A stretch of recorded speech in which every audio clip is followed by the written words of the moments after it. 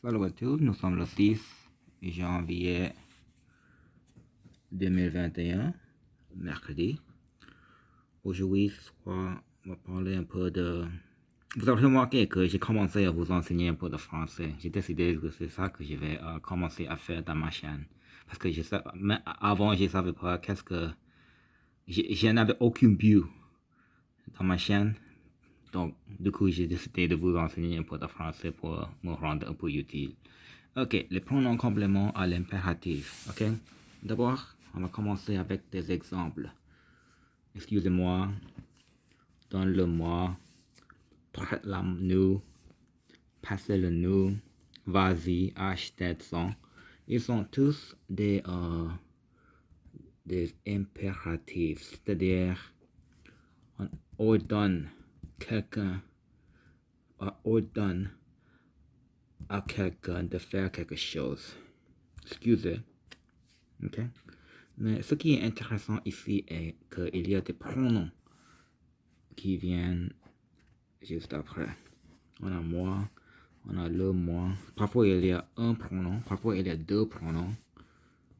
Parfois il y a même... Est-ce qu'il y aura trois pronoms? Je pense qu'il y a juste soit un, soit deux. En tout cas, le système, je vais vous expliquer le système de ces pronoms compléments à l'impératif. Ok?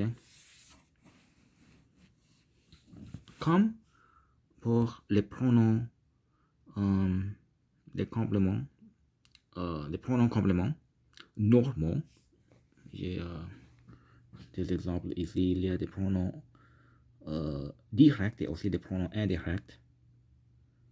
Donc, ça, vous avez, j'espère, appris ces pronoms.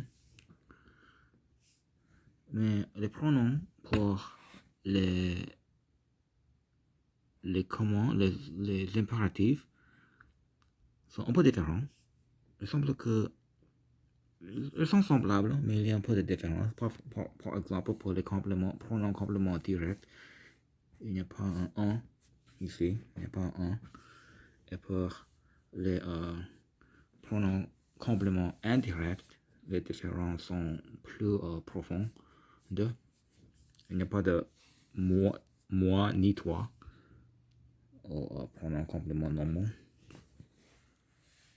Il y a non plus il y a leur, mais il n'y a pas le i. Voilà, vous voyez les différences. Vous pouvez rechercher ce sujet en ligne, n'importe où. En tout cas, les règles sont différentes selon si la phrase est affirmative ou négative. En forme affirmative, on ordre à une personne de faire quelque chose. Mais pour les impératifs négatifs, on donne un ordre à quelqu'un de ne pas faire des choses. D'accord? Regardez. Tous les impératifs sont en forme affirmative. D'accord? Et aussi le système est tel que on met ces compléments, ces pronoms compléments après le verbe aux formes affirmatives. Ok? Voilà, il y a le verbe et aussi et après vous pouvez voir les pronoms juste après. Et aussi les pronoms compléments directs vont toujours en premier. Donc, c'est pour ça que j'ai mis un numéro 1 ici. Ça, c'est le pronom complément direct. Et moi, regardez, le. Et moi, ça, c'est un pronom complément indirect. Donc, ça, c'est mis après. S'il n'y a pas un pronom complément direct, on met juste le pronom complément indirect après le verbe, comme ça.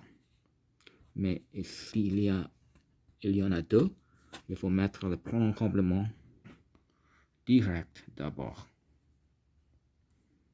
D'accord? Passez-le nous.